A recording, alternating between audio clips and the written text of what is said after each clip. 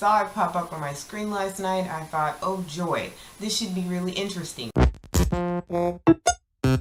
What's up everybody, Citizen Kimberly here. Welcome back to the channel, and now it's time for an episode of Netflix and Chop, where we slice open and dissect the featured film. Today's feature we're going to be discussing is a 2017 Netflix original, a psychological killer, a supernatural thriller, a horror titled Clinical. The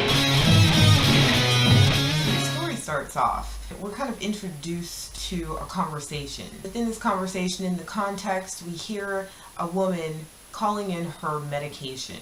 All of a sudden, we get a clear picture of who the woman is, and it is the young lady who played one of the characters on the Disney movie Hocus Pocus. So all of a sudden she hears something from the background. And as we zoom out, we understand that she's in her office. She walks down the hall from the office and she enters another room to where she sees a semi-teenage young girl giving us everything from Samara in The Ring, or if you want to get really specific, she was the chick in Ringu. So this young lady in all of her Samarian glory, standing there with her long brown hair, and she's pale and she's ghostly, and she has these things in her arm, and within the things on the arm she's slit her wrists, multiple cuts with a shard of glass. And of course the doctor, she's really freaked out. She's like, no, you don't have to do this. Just put it down and we can talk.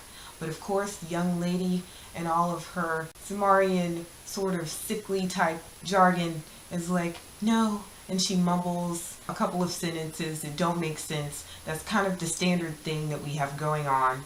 And she's like, no. So of course, to our surprise, the young Samarian lady attacks the chick from Hocus Pocus, and there's kind of a ballroom blitz as they roll around on the floor. Samara gets the upper hand and she starts stabbing. So immediately we do have some action in the film. There is some blood. There's a ton of blood. There's lots of gore. It's kind of interesting. The chick from Hocus Pocus gets Samara off of her. Samara is standing there sort of bewildered. She mumbles some sort of insane person jargon, and then she takes the shard of glass and slits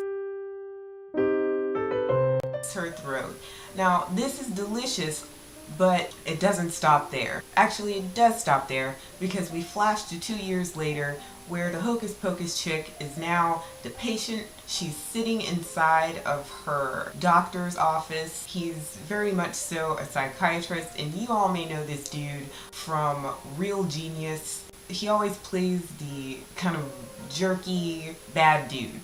But this time he's a psychiatrist and he's a little bit older, so of course this is more accepting. Although in the back of my head I'm like, this dude always takes these psycho roles, so it's possible that this dude is the point of conflict. So as she's sitting there, we discover that yes, she is a doctor, yes, she is a psychiatrist, and since her traumatic event with Samara, she now has to take some psychiatric help from her friend, and she's just trying to get her life together.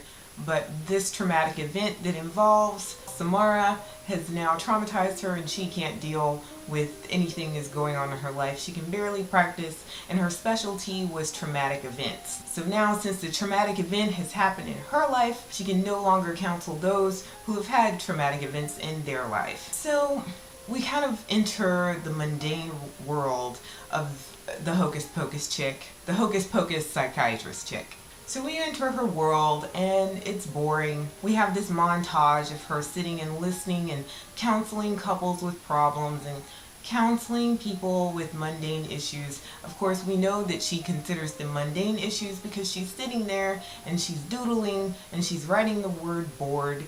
And personally, if I were sitting in a psychiatrist's office and I even looked up and saw them looking bored, I'd be like, well, you're fired. So this, at this point, this montage of monotony annoyed me.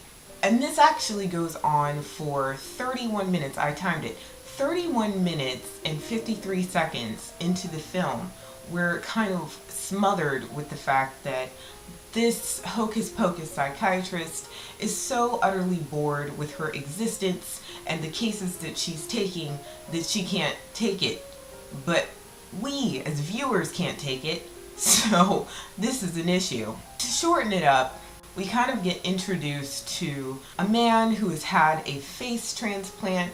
The makeup on this face transplant is absolutely great. This dude looks almost like a rotting corpse with a face that is darn near melted off. It's great. But this dude has problems. Then we kind of go through a montage of this dude kind of opening up and developing and discovering the triggers that have made him kind of hide away and become a hermit, blah blah blah blah. They're just, they're talking, and this dude seems super clingy, he seems super needy, but then, of course, mysterious things start happening to this psychiatrist, the hocus pocus chick. She's having weird dreams, she's having sleep paralysis. There are many things that are going on within the realm of this young lady's reality, and she can't figure them out. At this point, I'm wondering, why is she even trying to practice when she herself has an unclear head? This is an issue. So the face dude at one point winds up in the psychiatrist's house where she practices out of. He's in there. The psychiatrist lady, she also lives there, which I also thought was very, I feel like, you should never work and live in the same place, especially when you're dealing with people who could be considered mentally unstable. I would think in such a high-risk practice such as psychiatry, she would understand this, but yet she has decided to do this, and this also annoyed me. And especially since she is counseling this gentleman who seems completely unstable. His character presents her with the fact that he is completely mentally unstable, but yet she takes no precautions. This is also an issue. And previously she has had encounters with someone who she was counseling, and she was also mentally unstable, and she actually attacked her. So I'm not understanding why this character has done this at this point in the film. So the gentleman, he winds up in her house in the middle of the night, and he is sleepwalking. And I'm going to say allegedly sleepwalking, because you all are not ignorant at this point.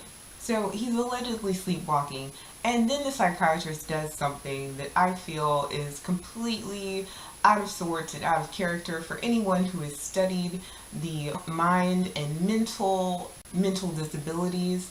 We all know that you are not supposed to awaken a sleepwalker, but what this character does is, while she discovers this man in the middle of the night in her office downstairs from where she has been in her slumber, she then slaps him to awaken him when she knows that he's sleepwalking. She then calls the police, and she refuses to press charges because she believes that he needs help and he's not harmful. But I find this disturbing. First of all, she didn't ask any questions like, how did he get into my house if he was sleepwalking? Where was he living that he could actually travel to my house if he was sleepwalking? He was sleepwalking for several blocks in traffic at night in the dark, and she didn't ask any of these questions even to herself, and this really annoyed me. So the film carries on as such, and now I'm going to stop with the plot analysis and I'm going to go straight into my thoughts on the film. So this film is an hour and 44 minutes. It's newly released by Netflix. I saw it pop up on my screen last night. I thought, oh joy, this should be really interesting. It's categorized under suspenseful thriller, psychological, it's even categorized under horror. I thought, well, this is going to be really cool. I can't wait to see what this is all about. So upon watching the film, as I said before, 31 minutes and 53 seconds into it, I was really bored. I was super bored. So bored to where I was eating something, and I believe, and this is the most boring snack ever, but I had some honey wheat toast and some hummus, and I thought, wow, this is the most delicious thing that I've ever had. I was concentrating more so on what I was eating, which wasn't even fabulous, probably one of the most boring things that you could eat ever, but that was more fascinating to me than the first 31 minutes and 53 seconds of the film. So bored until I had to take a break, and I came back and I continued watching, and I looked at the timestamp, and it was 44 minutes and some odd seconds into the film, and I was still bored. Now, the next hour of the film, I did find the characters and the plot was beginning to escalate, although I was putting together the climax and the ending in my head previously. And I'm not going to say that it was one of those predictable films, but it does become predictable up into a point. The last 20 minutes of the film, I would say, is what makes the film better than a chop. You'll at least feel like you've gotten 20 minutes of entertainment out of this hour and 44-minute film. What I'm going to say is that there is a twist at the end. The twist, along with some of the gore, do make the film worth watching if you can stand being a little bit bored for at least 44 minutes into the film. In my opinion, this film could have been a short. Possibly it could have been at least an hour long. They could have cut off the 44 minutes because the whole string of mundane activities involving the hocus pocus psychiatrist chick could have been excluded. They really didn't need to have it within the film because I think it produced a little bit of disinterest, in my opinion. What I will say is that again, at least the ending is kind of worth it. One thing that did bother me were the actions of the psychiatrist character. The psychiatrist's actions don't make sense, even in a logical mind. Someone who hasn't practiced psychology or psychiatry or even studied that wouldn't make the same mistakes that this young lady had. It's like she had the savior syndrome going on with no common sense involved whatsoever, which made her character a little bit unbelievable. The unprofessionalism that was kind of shown with her being bored by her cases that she was undertaking as the psychiatrist made it a little bit more unbelievable, since she was all about helping people. Help is help. So that was annoying to me. It's a little bit nitpicky, but that was a flaw in her character that really bothered me as a viewer. The rest of the cast actually did a pretty good job for what was given to them. Sidney Poitier makes an appearance. She does a good job even though she has minimal lines. I always enjoy seeing her because I think she's lovely. The rest of the supporting cast did an excellent job, and even the bad dude from the movie Real Genius, he did a pretty good job also. What I'm gonna say is, if you're into films that have a twist at the end, then I would recommend watching this film. If you are someone who is very into films that are kind of dry, then you might enjoy this film. And on a lighter note, the action does pick up at the end, and you do get semi-entertained, and you can, but to me personally, I kind of wished that maybe there had been some more meat. I felt like the film was a little lacking, and I felt like I had a specific, it was like a deep sadness that kind of occurred within my spirit and my soul. So I don't know, I don't think I was that into it, but I did enjoy the last 20 minutes of the film, so you know, I'd give it a watch. It's not something that I would recommend watching.